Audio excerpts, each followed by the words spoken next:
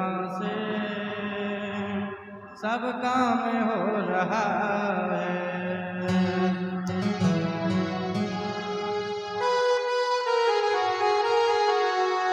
करता हूँ मैं कन्हैया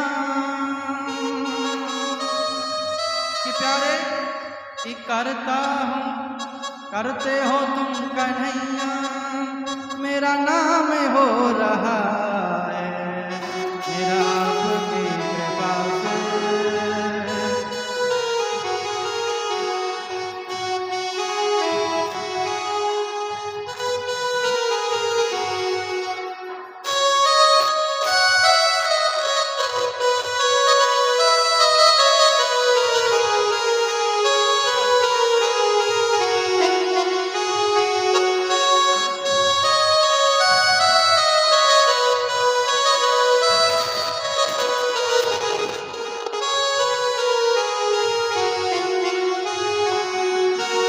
करते हो तुम कन्हैया, करते हो तुम कन्हैया, मेरा नाम हो रहा है, मेरा आपकी कृपा से सब काम हो रहा है, मेरा आपकी कृपा से सब काम हो रहा है।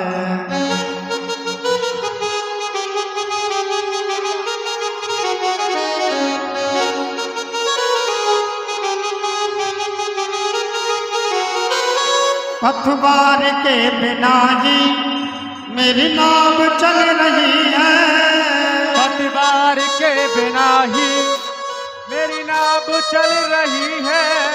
हैरान है जमाना, जमाना मंजिल भी मिल रही है, हैरान है जमाना, मंजिल भी मिल रही है। हैरान है जमाना, जय हो, मंजिल भी मिल रही है।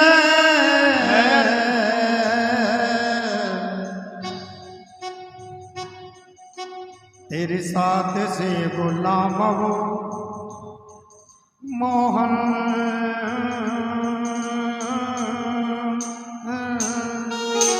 तेरे साथ से गुलाम हो गुलफाम हो रहा है, आपकी कृपा से सब काम हो रहा है।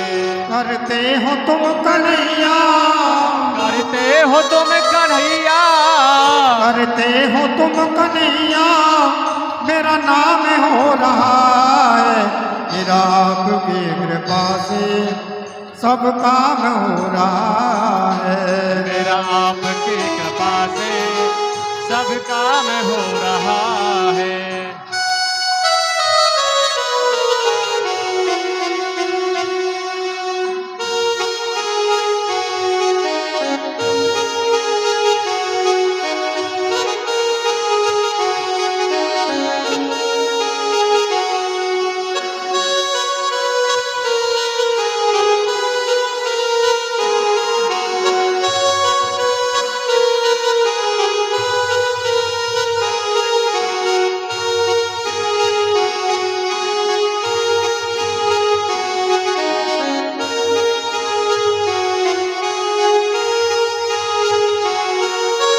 दुनिया में होंगे लाखों, जय हो, तेरे जैसा कौन होगा, दुनिया में होंगे लाखों, तेरे जैसा कौन होगा। दुनिया में होंगे लाखों, तेरे जैसा कौन होगा, दुनिया में होंगे लाखों, तेरे जैसा कौन होगा। कन्हैया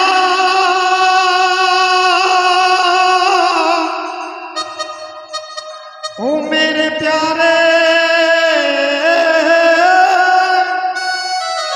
दुनिया में होंगे लाखों, तेरे जैसा कौन होगा, दुनिया में होंगे लाखों, तेरे जैसा कौन होगा।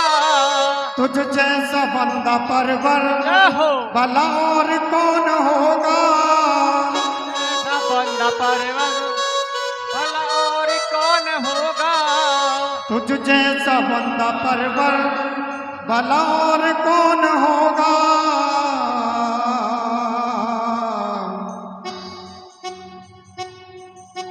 करता नहीं मैं कुछ भी मोहन।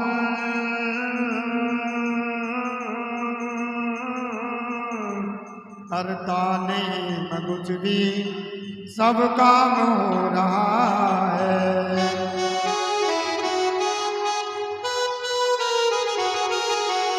करते हो तुम कन्हैया, तुम कन्हैया, करते हो तुम कन्हैया, मेरा नाम हो रहा है। मेरा आपकी कृपा से सब काम हो रहा है। मेरा आपकी कृपा से सब काम हो रहा है।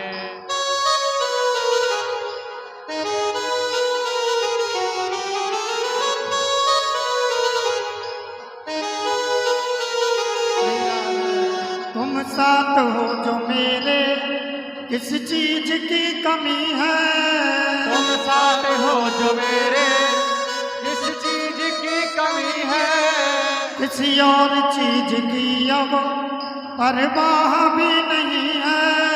किसी और चीज की भी परवाह नहीं है। किसी और चीज की अब परवाह भी नहीं है।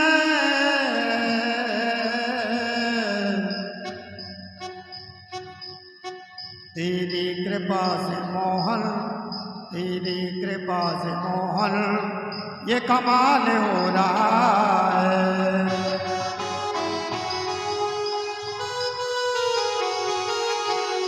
करते हो तुम कन्हैया, करते हो तुम कन्हैया, करते हो तुम कन्हैया, मेरा नाम हो रहा है। मेरा आपकी कृपा से सब काम हो रहा है।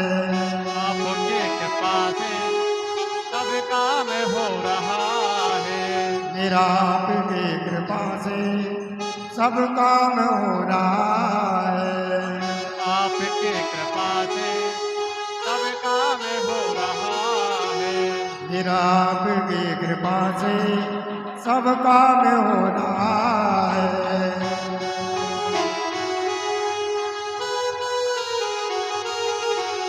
मेरा आपकी कृपा से सब काम हो रहा है।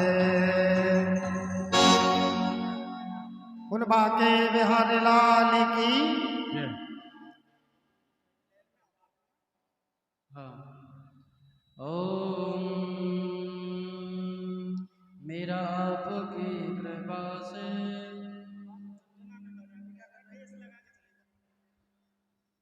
मेरा आपकी कृपा से सब काम हो रहा है। करते हो तुम कन्हैया, मेरा नाम हो रहा है। जय हो। प्रेम से बोलिए श्री कृष्ण भगवान की जय हो। भाव हो कि हे गोविंद, तेरी कृपा से मुझे बहुत प्राप्त हुआ। जितना मैं लायक नहीं उतना मुझे तूने दिया, बहुत दिया मेरे जीवन में। तेरी बड़ी कृपा प्रभु, मैं आपका बड़ा एहसान बंद हूँ। ऐसा भाव जीवन में होना चाहिए, ऐसा प्रेम, ऐसा भाव रखें कि राजा परीक्षित ने जब कलयुग को स्थान दिया, राजा परीक्षित के घर कलयुग आया, मुकुट में सोने के माध्यम से जैसे सिर में प्रवेश किया, तो राजा परीक्षित की इच्छा हुई कि मैं वन में जाऊं और शिकार खेलूं। तो राजा परीक्षित वन में गए, शिकार करने लगे, भूख प्यास सताने लगी। तो एक संत का अपमान किया, कलयुग सिर पर मंडरा रहा था। तो एक संत का अपमान किया कि संत के बच्चे ने आज श्राप दिया श्रृंगी ऋषि ने कि मेरे पिता का जिस राजा ने अपमान किया है उस राजा को मैं श्राप देता हूं कि आज से 7वें दिन चकचक नाग आएगा और उसको डसेगा। तो श्रृंगी ऋषि के पुत्र श्रृंगी ऋषि ने राजा परीक्षित को श्राप दिया। राजा परीक्षित को जब मालूम हुआ कि मुझे श्राप लगा है, आज से 7वें दिन मेरी मृत्यु होगी। अच्छा, एक बात ध्यान से सुनना, राजा परीक्षित से जीवन में एक बार अपराध हुआ, एक बार पाप हुआ। एक संत का अपमान किया, तो जैसे ही महल में वापस आए, मुकुट को जैसे ही उतारा तो वो कलयुग भी चला गया। याद आया कि अरे मैंने क्या कर दिया, मैंने एक संत का अपमान किया है, अरे ये मैं अब इस राज सिंहासन पर बैठने का मैं अधिकारी नहीं हूँ। एक बार जिस गलती हुई, एक बार गलती का क्या परिणाम निकला कि राजा परीक्षित ने सिंहासन को त्याग दिया और पृथ्वी पर बैठ गए। और आज जीव आज निरंतर पाप करता रहता है, अपने पापों को नहीं गिनता है और पुण्यों को तो बहुत गिनता है। हमेशा ध्यान दें कि पापों को गिने, पुण्यों को ना गिने। जो आप पाप करते हैं उसको गिनो, पुण्यों को नहीं गिनना चाहिए। हम पुण्य को करके तो भूल जाओ और पाप करते तो उसे याद रखो, अपना बखान करो, मैंने ये पाप किया। पाप का बखान नहीं करते, पुण्य का बखान करते। पाप का करना चाहिए, पुण्य का नहीं करना चाहिए। कहो कि मैंने ये पाप किया, मैंने वो पाप किया, उससे कहो, सबसे कहते डोलो, प्रायश्चित होगा, बहुत बड़ा प्रायश्चित है। राजा परीक्षित ने एक बार पाप से ही सिंहासन को त्याग दिया। अनेक साधु संतगण आए कि राजा परीक्षित को श्राप लगाए कि आज से 7वें दिन तक्षक नाग आएगा और तक्षक के डसने से, सर्प के डसने से राजा की मृत्यु होगी।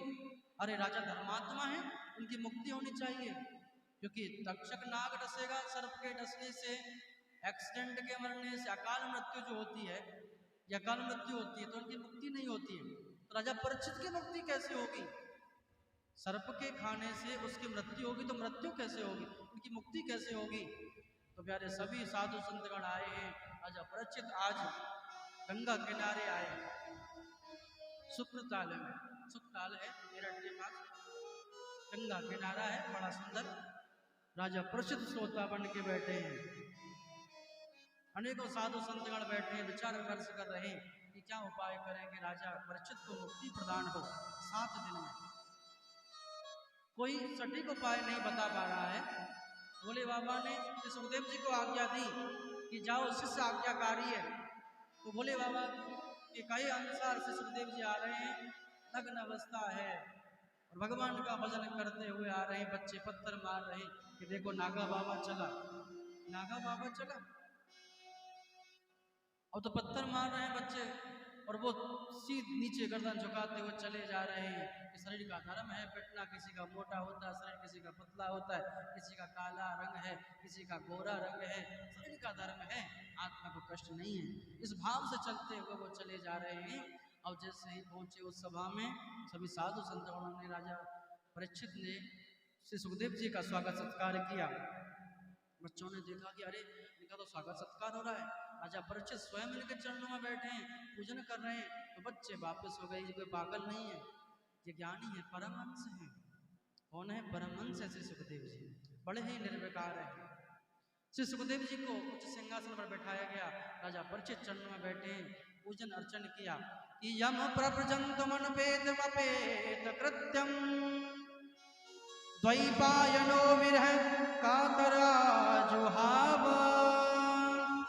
पुत्रेति तन्मयतया तर्वो अग्नेद तम सर्वभूत हृदय मुनि मानतो अस्मि। श्री सुखदेव जी को सब प्रणाम करें और प्रणाम कर राजा परीक्षित ने उनका स्वागत सत्कार किया। स्वागतम कृष्णा, स्वागतम कृष्णा, स्वागतम कृष्णा, स्वागतम कृष्णा। हरि की कथा सुनाने वाले, हरि की कथा सुनाने वाले, तुझे लाखों प्रणाम, तुझे लाखों प्रणाम। हरि की कथा सुनाने वाले, हरि की कथा सुनाने वाले, तुमको लाखों प्रणाम, तुमको लाखों प्रणाम।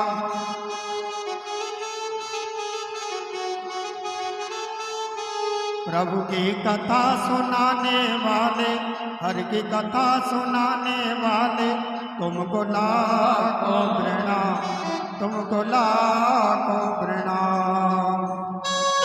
श्री राधे ताली में सेवा करते हुए श्री सुखदेव जी का स्वागत करें।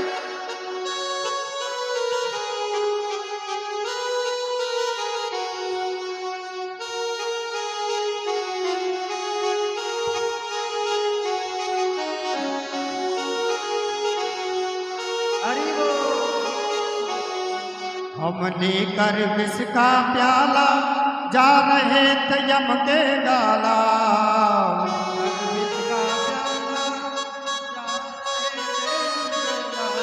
हम लेकर विष का प्याला जा रहे थे यम के गाला। ओ अमृत पिलाने वाले, ओ अमृत पिलाने वाले, तुमको लाखों प्रणाम, तुमको लाखों प्रणाम, तुमको लाखों प्रणाम, तुमको लाखों प्रणाम। हर की कथा सुनाने वाले, प्रभु की कथा सुनाने वाले, तुमको लाखों प्रणाम, तुमको लाखों प्रणाम।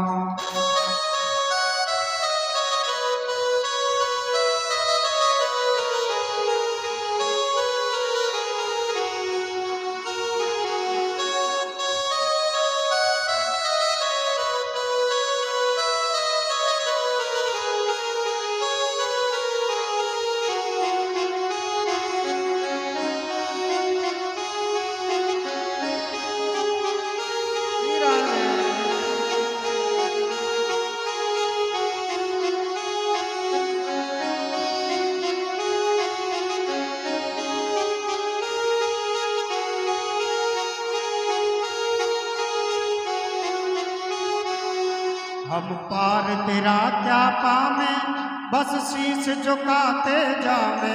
हम पार तेरा शीश झुकाते जावे। हम पार तेरा क्या पावे, बस शीश झुकाते जावे। हम शीश झुकाते जावे। ओ प्रभु से मिलाने वाले, ओ प्रभु से मिलाने वाले, तुमको लाखों प्रणाम, तुमको लाखों प्रणाम, तुमको लाखों प्रणाम, तुमको लाखों प्रणाम। श्री राधे।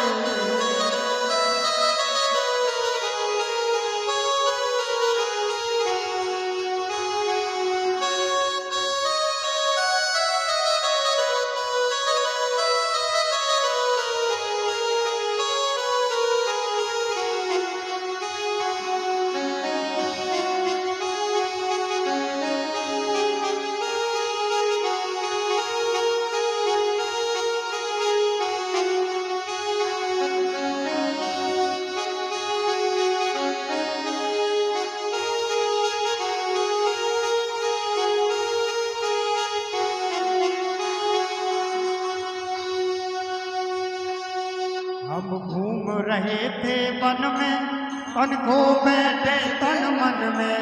हम घूम रहे थे वन में, सुध को बैठे तन मन में।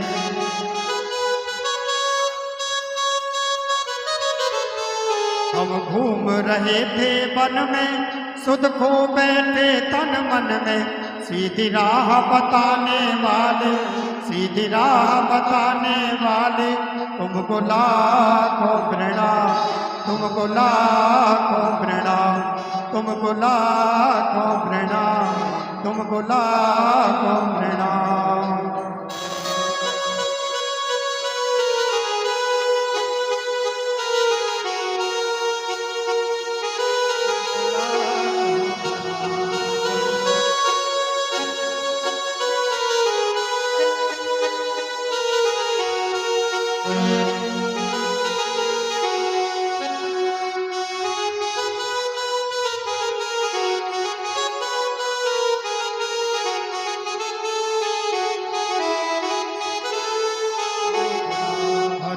कथा सुनाने वाले, प्रभु की कथा सुनाने वाले, तुमको लाखों प्रणाम, तुमको लाखों प्रणाम, तुमको लाखों प्रणाम, तुमको लाखों प्रणाम, तुमको लाखों प्रणाम, तुमको लाखों प्रणाम।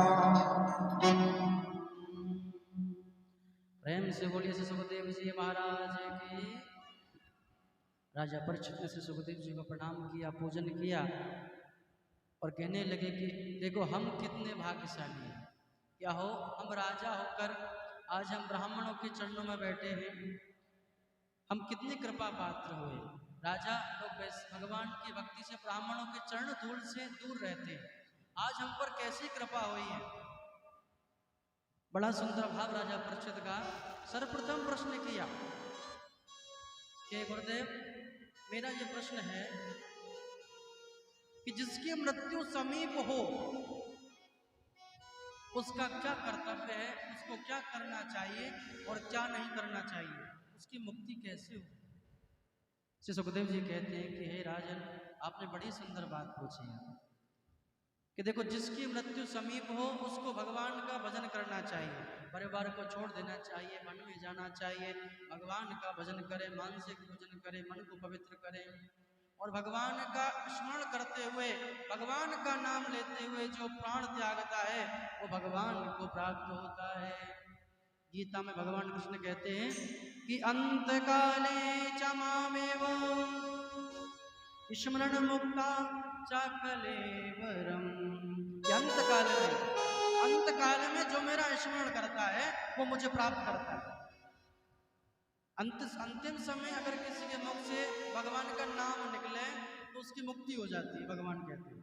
परंतु तुलसीदास जी कहते हैं रामायण में कि जन्म जन्म मुनि जतन कराई, जन्म जन्म मुनि जतन कराई, जन्म जन्म मुनि जतन कराई, अंतराम मुनि जतन कराई, जन्म जन्म मुनि जतन कराई, अंतराम कहीं आवत नाई, अंतराम मुख आवत नाई, अंतराम मुख आवत नाई। जन्म जन्म मुनि जतन कराई, अंत राम कहीं आवत नाही। कोई कितना में प्रयत्न कर ले पर अंत से भगवान का नाम निकलना मुख से बहुत कठिन है, क्योंकि जीवन भर तो आप सांसारिक वस्तुओं के पीछे भागे, परिवार के पालन पोषण में लगे रहे, अब अंतिम समय भी वही याद आते। आपने जिस वस्तु से प्रेम किया वही तो अंतिम समय याद आता है। अगर आपने भगवान से प्रेम किया है तो अंतिम समय आपको भगवान याद आएंगे। आपने लक्ष्मी से प्रेम किया, पैसा से प्रेम किया, पत्नी से प्रेम किया, बच्चों से प्रेम किया, अंतिम समय फिर उनकी याद आती है कि भाई उनको बुलाओ, उसको लाओ, वही याद आती है। भगवान का मुख से नाम निकलना बड़ा कठिन है। अगर भगवान को आप प्रेम करोगे, भगवान की भक्ति करो, इससे अंतिम से भगवान का नाम आपके मुख से निकलेगा तो आपका जीवन, आपका ये जीवन का उद्देश्य है ये सफल हो जाएगा। क्योंकि जीव का उद्देश्य है भगवान को प्राप्त करना, क्योंकि ये जीव 84 लाख योनियों में भटक के ये मनुष्य योनि प्राप्त होती है। 84 लाख योनियों में भटक के जब ये मनुष्य योनि प्राप्त होती है, किस लिए होती है? सिर्फ अपना पेट भरने के लिए या परिवार का पालन पोषण करने के लिए नहीं। अरे बच्चे बड़े तो पालन पोषण तो जानवरों के बच्चों का भी हो रहा है। इस जीवन का परम उद्देश्य है क्या है? भगवान को प्राप्त करना, बस एक ही उद्देश्य है। पशु जानवरों को तो भान ही नहीं है कि वो भगवान का भजन करें तो करें कैसे। यह मनुष्य योनि मिली है, बड़ी पवित्र योनि है, इसको बर्बाद ना होने दें, प्रत्येक क्षण को बर्बाद ना होने दें। सोचे कि हमारा क्षण अगर बर्बाद हुआ है तो गौ हत्या के बराबर मन के अंदर सोचे कि हमसे जीवन में कितना बड़ा पाप हुआ है कि हमने ये क्षण ऐसे बर्बाद कर दिया। इस क्षण हमने भगवान का नाम लिया ही नहीं। कोई भी कार्य करो, भगवान का स्मरण लेते रहो, भगवान का नाम लेते रहो। आपके 24 आराध्य देव हैं कि भगवान गीता में कहते हैं आप किसी भी देवता को भजो, वो सब वृत्तियां भगवान से आके ही मिलती हैं। चाहे पितरों का पूजन करते हैं, पितरों के द्वारा ही आपको भगवान की प्राप्ति होगी। चाहे भोले बाबा का करते हैं, चाहे भगवान कृष्ण का करो, चाहे भगवान राम का करो, सब वृत्तियां भगवान से ही जाके जुड़ती हैं। तो भगवान का ही स्मरण करना चाहिए जीव को। समय मिला है, जीवन मिला है, जीवन बड़ा अनमोल है, क्योंकि मनुष्य योनि देवताओं से भी श्रेष्ठ योनि है। अच्छा, मनुष्य और देवता में क्या अंतर है, ये दृष्टांत से समझो। देवता क्या है? देवता तो है चांदी, और मनुष्य क्या है? लोहा।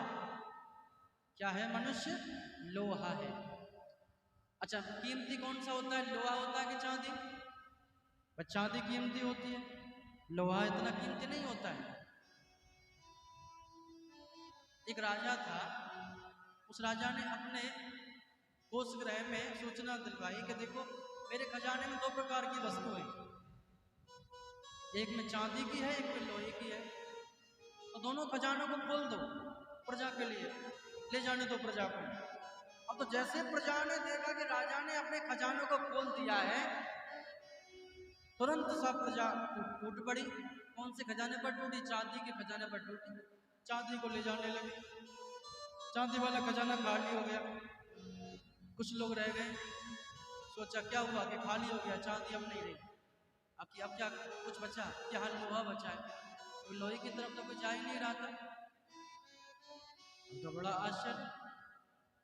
अब तो देखा, कुछ लोगों ने सोचा कि देखो चलो चांदी नहीं है कोई बात नहीं है, लोहा ही ले चले, कुछ ना कुछ काम तो आ ही जाएगा। तो लोहे वाले लोहा ले जाने लगे, चांदी वाले चांदी लेके जा रहे हैं, और दोनों खजाने खाली हो गए। राजा से कहा कि खजाने खाली हो गए। राजा ने कहा ऐसा, चांदी वालों को जाने दो, लोहे वालों को रोक लो। लोहे वालों को रोक लिया गया।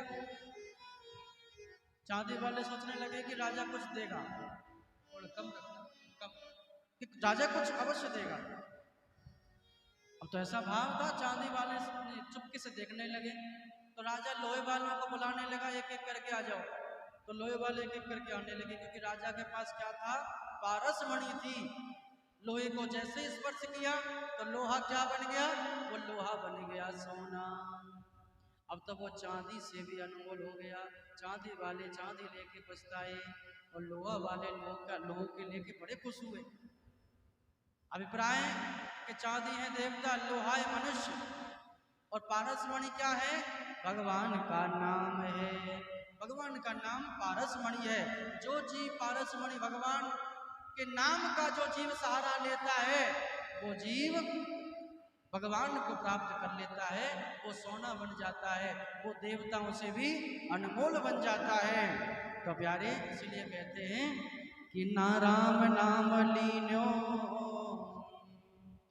कि ना राम नाम लीनो दिन भरी जवानी में, तो डूब के मर जा रे चुल्लू भर पानी में, तो डूब के मर जा रे चुल्लू भर पानी में। राम नाम लीनो, राम नाम लीनो दिन भरी जवानी में, तो डूब के मर जा रे चुल्लू भर पानी में, चुल्लू भर पानी में।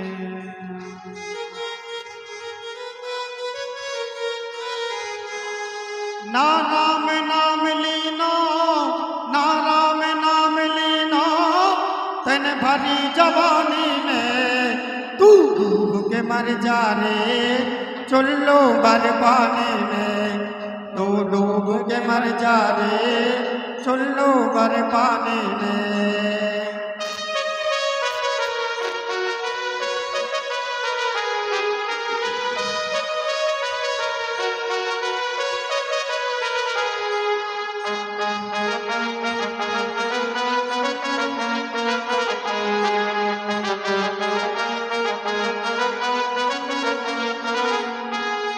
कहाँ लायो आटी में, मिल जाएगो माटी में,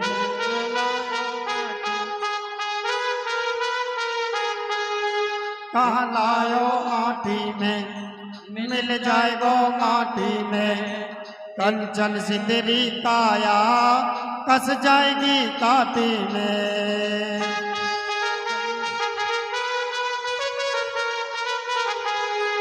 कंचन सिंदरी काया कस जाएगी काटी में।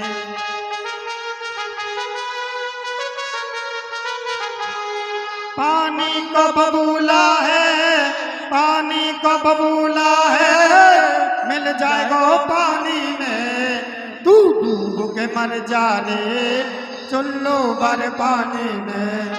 तू डूब के मर जा रे चुल्लू भर पानी में। हरि बोल।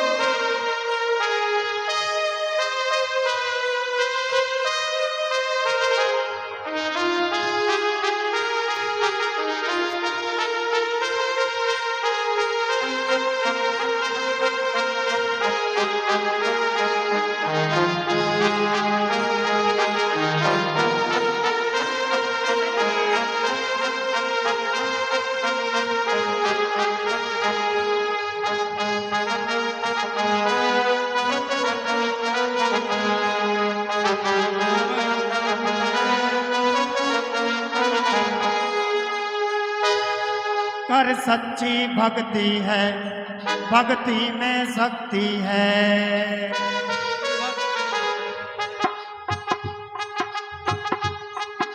क्यों करता मेरा मेरा करता मेरा मेरा यहाँ कुछ भी नहीं है तेरा।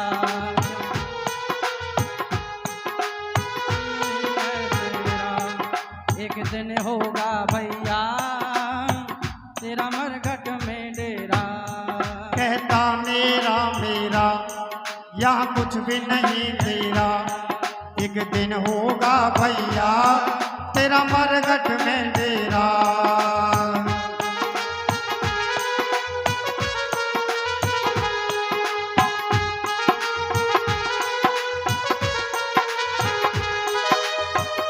कछु कमाई के ले जा रे कछु कमा के ले जा रे कछु कमा के ले जा रे अपनी जिंदगानी में। तू डूब के मर जा रे चुल्लू भर पानी में। तू डूब के मर जा रे चुल्लू भर पानी में। ना राम नाम लीनो तन भरी जवानी में। ना राम नाम लीनो तन भरी जवानी में। तू डूब के मर जा रे चुल्लू भर पानी में।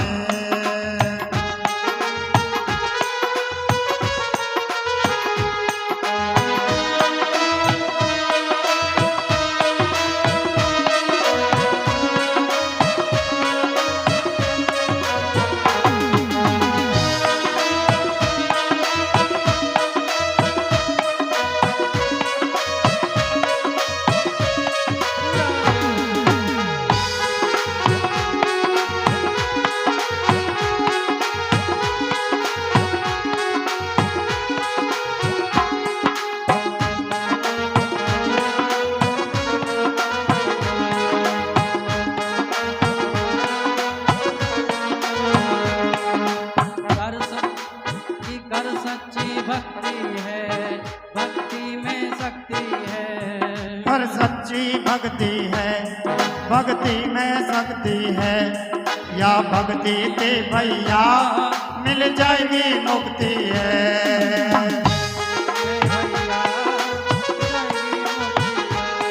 कर सच्ची भक्ति है भक्ति में शक्ति है।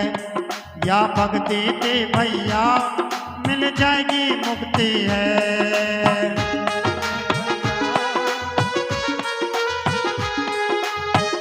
बालापन खोयो तेने बालापन खोया तेने बालापन खोया। या आना गानी में। तू डूब के मर जा रे चुल्लू भर पानी में। तू डूब के मर जा रे चुल्लू भर पानी में।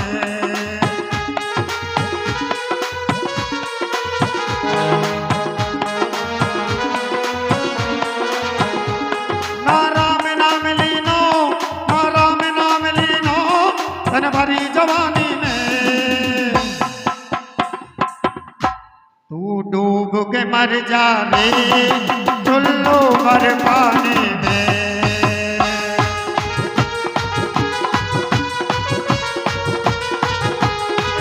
तू डूब के मर जा रे चुल्लू भर पानी में। अरे तू डूब के मर जा रे चुल्लू भर पानी में तू डूब के मर जा रे चुल्लू भर पानी में तू डूब के मर जा रे चुल्लू भर पानी में। देख लिया करो ने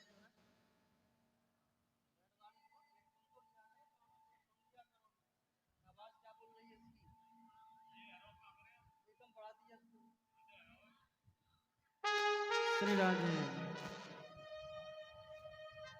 प्रेम से बोले श्री वृंदावन बिहारी लाल की जय हो।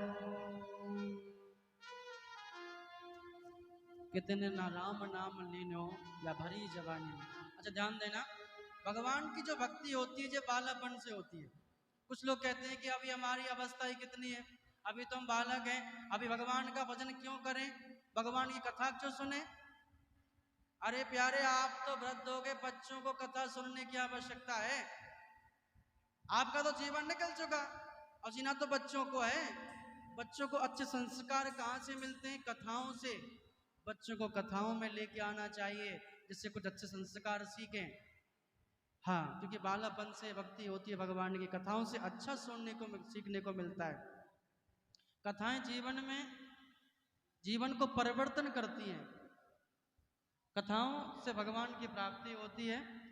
श्री सुखदेव जी कहते हैं कि राजा परीक्षित से कि हे राजन, इस जीव का उद्देश्य जीवन ऐसे ही व्यतीत हो जाता है कि निद्रया ह्रियते नक्तम व्यवायेन चावावया दिवा चार्थे हया राजन कुटुंब भरणेन वा।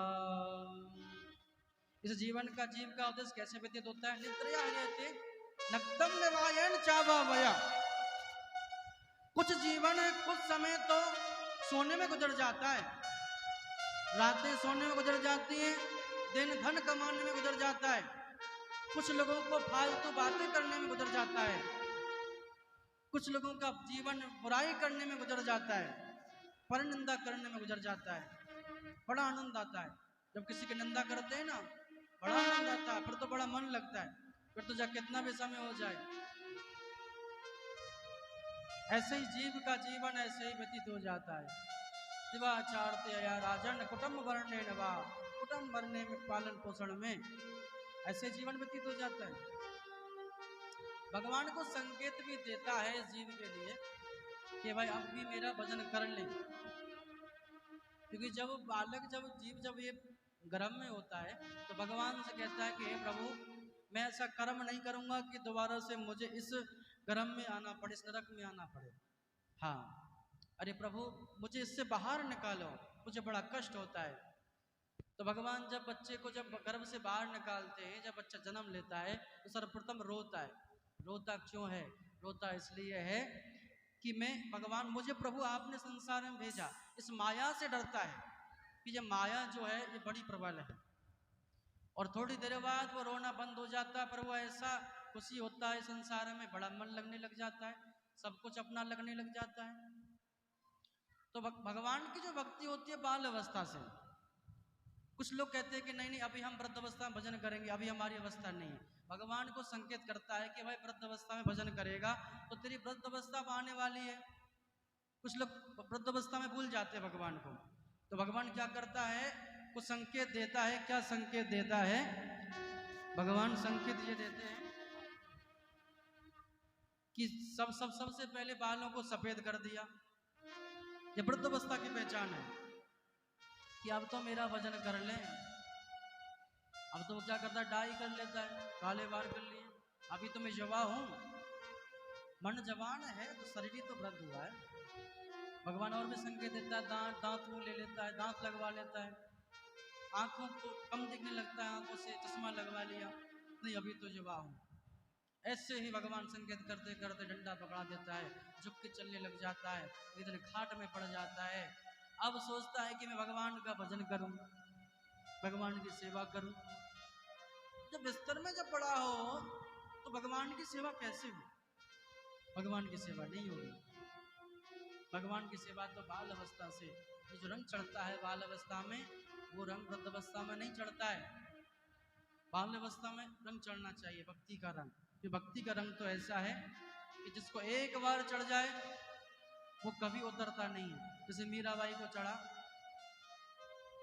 ऐसी लागी लगन मीरा हो गई मगन, वो तो हरि गुण गाने लगी, महलों में पली पल के जोगन बनी, महलों में पली पल के जोगन बनी।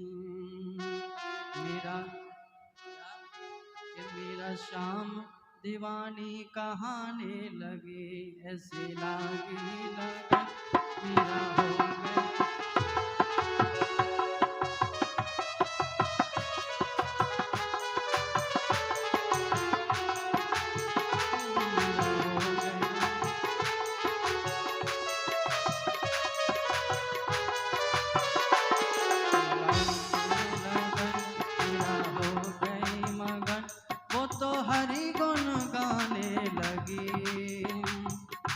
ऐसी लागे लगन मीरा हो गई मगन, ऐसी लागे लगन मीरा हो गई मगन, वो तो गली गली हरि गुण गाने लगी।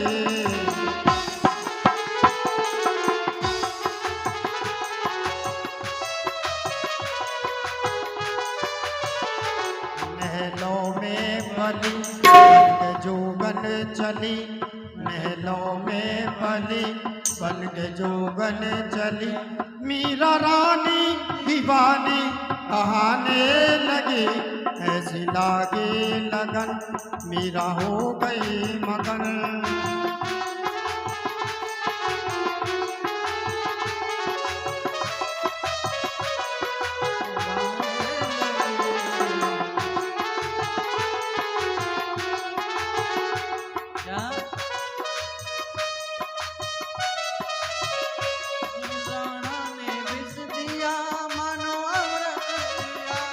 राणा ने विष दिया मानो अमृत पिया,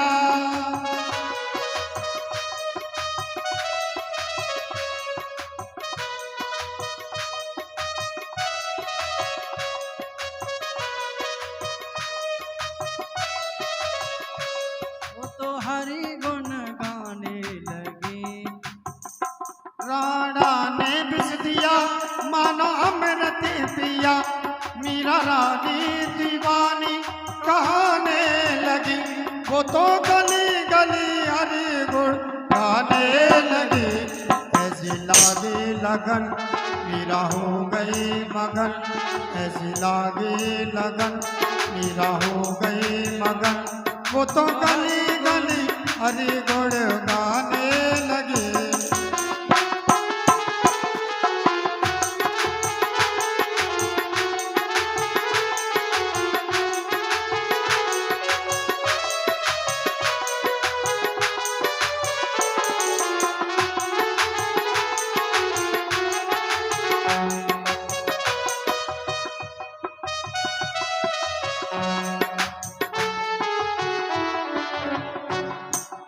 ऐसी लागी लगन मीरा हो गई मगन। लगन हो मीराबाई जैसी हो।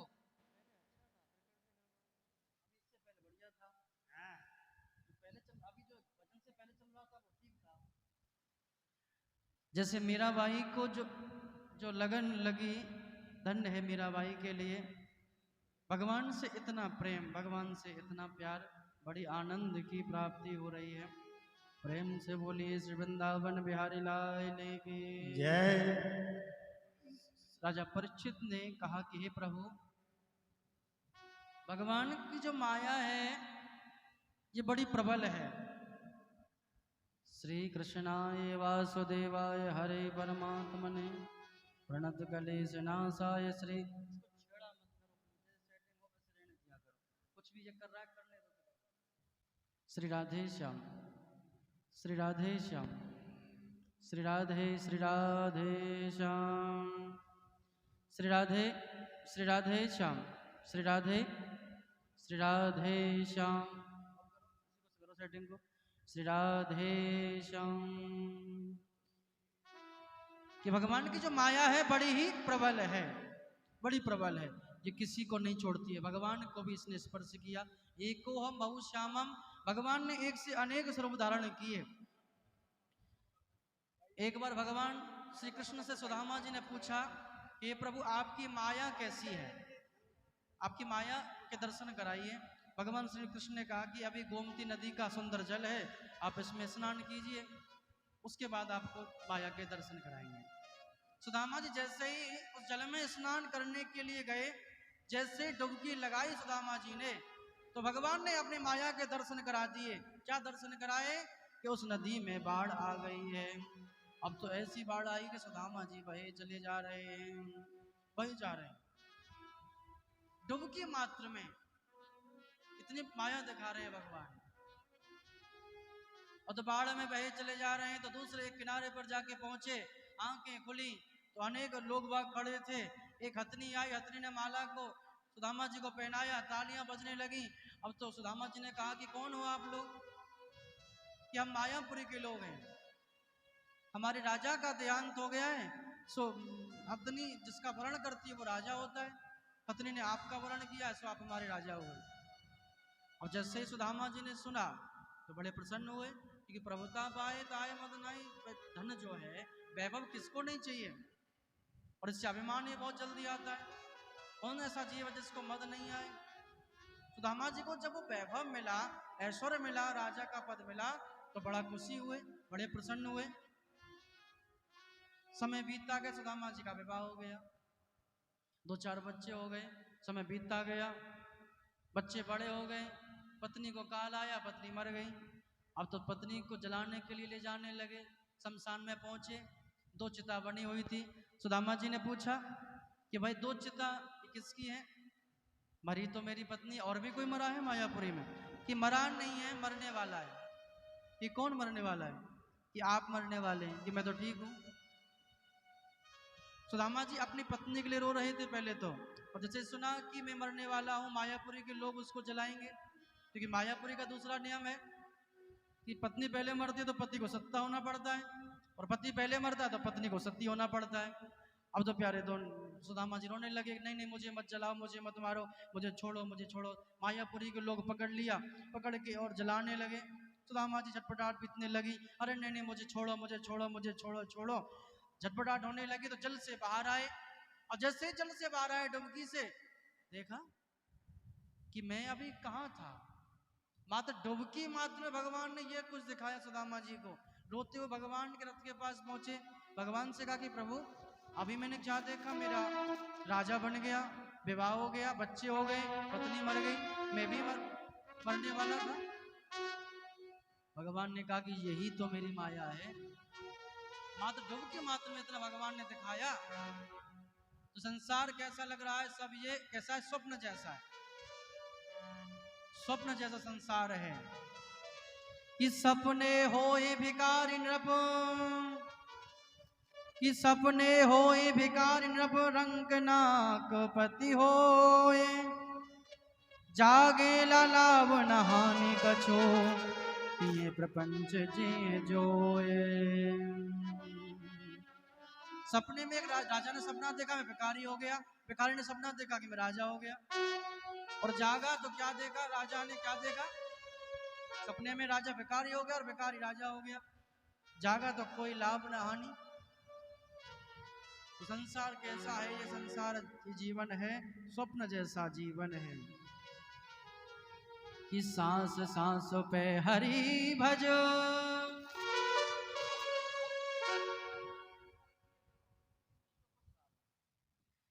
कि सांस सांस पे हरि भजो, वृथा सांस मत खोए, या सांस को फिर आमन हो कि न हो। देखो ये सांस मिली है तो सांस सांस और भगवान को भजन करो, फिर पतो नहीं जे आमन या को होए कि ना होए। जब समय मिल जाए तभी भगवान को स्मरण करो, भगवान को भजते रहो, भगवान का नाम स्मरण करते रहो। कलयुग में जीव के उद्धार का एक उपाय है। ब्रह्मा जी से नारद जी ने पूछा कि प्रभु कलयुगी जीव का कोई उद्धार का उपाय बताओ। समय कम होगा, कलयुगी जीव के पास कितनी आयु होगी, बहुत कम समय होगा, तो इसकी मुक्ति कैसी होगी, पाप बहुत ज्यादा करेगा। तो ब्रह्मा जी ने कहा कि एक मंत्र है कि हरे राम राम राम हरे हरे, हरे कृष्ण कृष्ण कृष्ण हरे हरे। इस मंत्र का जाप करते रहो, कलयुगी जीव का उद्धार हो जाएगा। अब तो ब्रह्मा जी के मुख से निकला है तो कौन सा मंत्र हुआ जे? वेदों का मंत्र हुआ। और उस मंत्र का उच्चारण नहा धो के किया जाए, पवित्र स्थान पर किया जाए। तो संतों ने सोचा कि कलयुगी जीव तो वैसे ही काम में व्यस्त रहेंगे, तो कहाँ बहुत से लोग तो ऐसे हैं कि नहाते धोते भी ऐसे हैं, लेट सेट नहाते हैं। देखो नहाने से बहुत लाभ है, प्रातः जल्दी नहाने से जल्दी उठने के बहुत लाभ हैं। अब प्रातः जल्दी जगो, ब्रह्म मुहूर्त में जगो। जो जीव ब्रह्म मुहूर्त में जगता है तो लक्ष्मी जी प्रसन्न रहती हैं, तेज रहता है, घर में सुख शांति रहती है। अगर कोई जीव सूर्य उदय के समय और सूर्य अस्त के समय सोता है, चाहे भगवान वो नारायण ही क्यों ना हो, तो लक्ष्मी जी उनके पास भी नहीं रुकती है। अगर आप सूर्योदय के बाद सोते हैं, सूर्योदय हो रहा है और आप खाटे में पड़े हैं, तो आपके पास लक्ष्मी कभी नहीं रुकने वाली है, चली जाएगी लक्ष्मी। और सूर्य संध्या के समय दोनों काल मिल रहे हैं, संधि काल, और उस समय आप सो रहे हैं। उस समय आप कितने भी असाध्य बीमार हो, खाट में बैठ जाना चाहिए, बिस्तर में बैठ जाओ, थोड़ी देर भगवान का स्मरण करो, मौन धारण करो। देखो घर में शांति क्यों नहीं रहती है, कथाओं में शांति क्यों रहती है? घर में शांति इसलिए नहीं रहती है क्योंकि आप बोलते हैं, और कथा में शांति इसलिए रहती है कि आप बोलते नहीं हैं। तो कोशिश करो कि कुछ देर मौन धारण करें और भगवान को स्मरण करें, भगवान का नाम उच्चारण करें, सुबह और शाम में भगवान का ही भजन करें, फालतू बातें ना करें। प्रातः जगें, स्नान करें ब्रह्म मुहूर्त में और भगवान को भजन करें बड़े भाव से।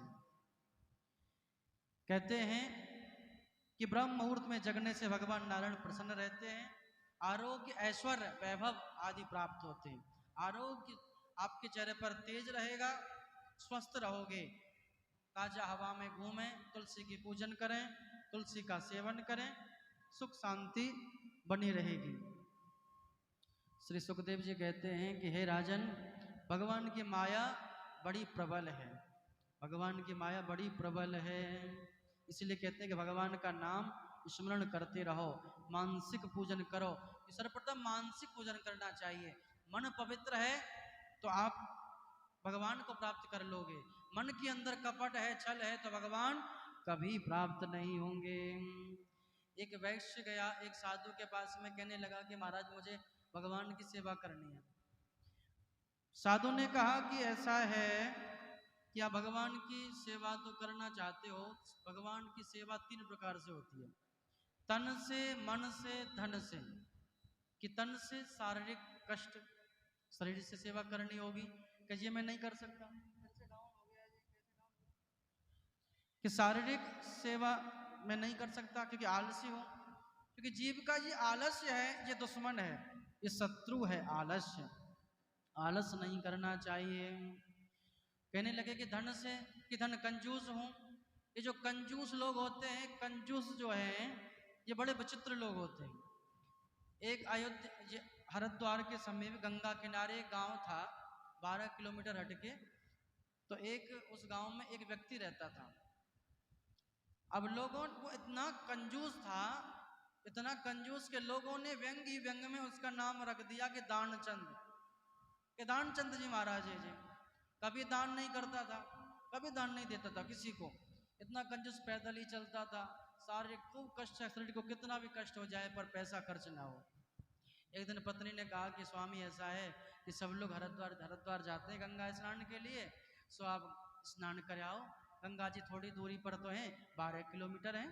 अगर आप गाड़ी से नहीं जाना चाहते हैं, पैसा खर्च नहीं करना चाहते हैं, तो पैदल ही चले जाओ, पर गंगा स्नान कराओ, मेरे कहने से कराओ। वृद्ध हो गया फिर भी गंगा स्नान करने नहीं गया। अब पत्नी ने कहा कि एक बार तो कराओ आप मेरे कहने से। उसने कहा जब तू कहती है तो मैं चलो एक बार स्नान कर ही आता हूँ। तो 12 किलोमीटर तक पैदल गया, पैदल चलते चलते साहब, अब सोचा उसने कि घाट पर नहीं जाएंगे, कि घाट पर जाएंगे तो क्या है कि पंडाल लोग रहते हैं, और जाते ही क्या है कि दान मांगेंगे, तो पैसा दान नहीं करना है। तो उसने क्या युक्ति रची, अब वो किस घाट पर नहाने के लिए गया, मुर्दा घाट पर, मुर्दा घाट पर नहाने के लिए गया।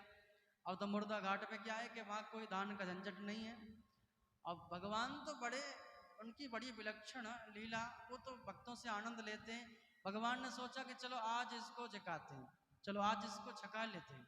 भगवान ने क्या सुंदर लीला रची, जैसे ही वो डुबकी लगाने वाला गंगा जी में, उसने चारों ओर को देखा कि कोई है तो नहीं। अब देखा कि कोई नहीं है तो डुबकी लगाई गंगा जी में, और जैसे डुबकी लगा के और गंगा स्नान करके बाहर आया तो भगवान प्रकट हो गए पंडा का रूप धारण करके कि जजमान की जय हो जजमान की जय हो। अब तो सोचा कि अरे यहां भी नहीं छोड़ा, अरे मुर्दा घाट को तो छोड़ देते, यहां भी आ गए मांगने के लिए। भगवान बोले, पंडा बोले, देखो मैं तो इसी घाट में पड़ा रहता हूँ, संतोषी ब्राह्मण है, कभी जब भी कोई संसार में कोई किसी की जगह कोई खाली करता है कोई जीव तो यहाँ भरती है, जब कोई जीव खाली करता है जगह घर में तो यहाँ मेरे इस घाट की जगह भरती है।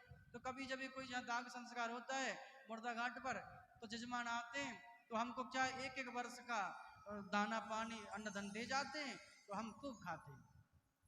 तो कोई कोई आता है इसलिए एक ही जजमान पूर्ण कर जाता है, तो इसलिए आज आप आए हो बहुत दिन में, तो ज़्यादा नहीं, एक वर्ष का हमें अन्न धन आप दान कर दो, ज़्यादा कुछ नहीं लेंगे। क्या कि एक वर्ष का दान चाहता था, नाम दान चंद, कर्म बड़े कंजूस।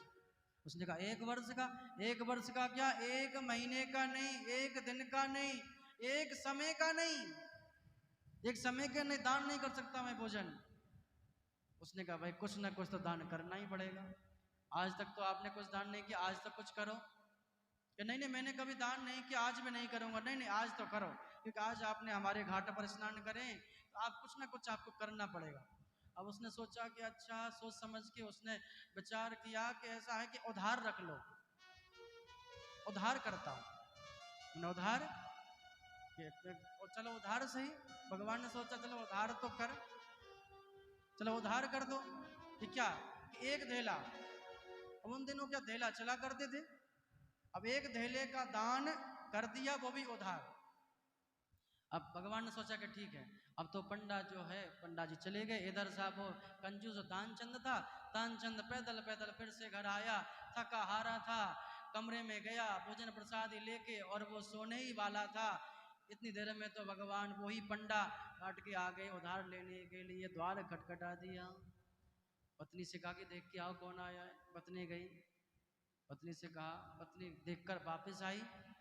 पत्नी ने कहा कि आप किसी से कुछ लेने के लिए बोल के आए हैं क्या गंगा जी पे, घाट पर कुछ दान किया था क्या आपने?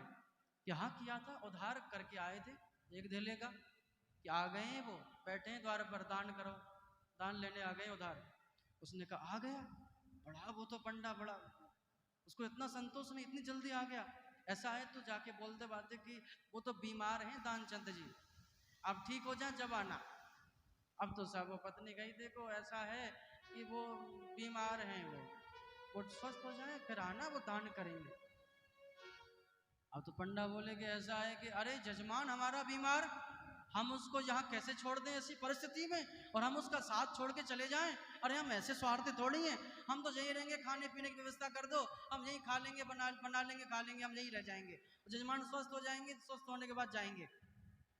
पत्नी कही कि वो तो ऐसे कह रहे हैं कि यही दे दो, खा बना लेंगे, खाएंगे, यहीं रहेंगे। अब तो उसने लंबी सांस ली, क्या कि हाँ कि ऐसा है तो जाके बोल दे कि वो तो मर गए। पत्नी ने कहा कि मर गए, ऐसे कैसे बोल दूं, ऐसे नहीं बोलूंगी। अरे हम तो सांस नीचे पड़े रहेंगे, बस सांस बंद करके खींच के पड़ा रहेंगे, और आप तो बोल दे मर गए। बोलना ही तो है, मरे झूठ मट नाटक करेंगे बस। अब पत्नी गई, ताकि वो तो रोते हुए आंखों में आंसू लागे कि वो तो अभी अभी चले गए, मर गए। अब तो जैसे ही पंडा जी ने सुना, भगवान ने एक से अनेक रूप धारण कर ली, कहा कि अरे तुम कहाँ बुलाती फिरोगी, अरे जजमान मर गए तो हम कैसे छोड़ दें, उसका दाग संस्कार कराए बिना हम नहीं जा सकते, अरे तुम कहाँ बुलाती फिरोगी गांव वालों को, हम ही बुला लाते। भगवान एक से अनेक हो गए, वो रोकने लगी, नहीं नहीं कहने ही वाली थी, मरे नहीं। भगवान तो अनेक रूप धारण कर लिए, घर घर में से अनेक सभी गांव वालों को बुला लाए। थोड़ी देर में पूरा गांव एकत्रित हो गया। अब तो सभी रोने लगे, बड़ा कष्ट। भानचंद जी मरे हुए पड़े रहे, सांस को खींच गए। भगवान कहने लगे वाह, कांटी में कस दिया गांव वालों ने। भगवान ने सोचा देखो संसार सब लोग कहते हैं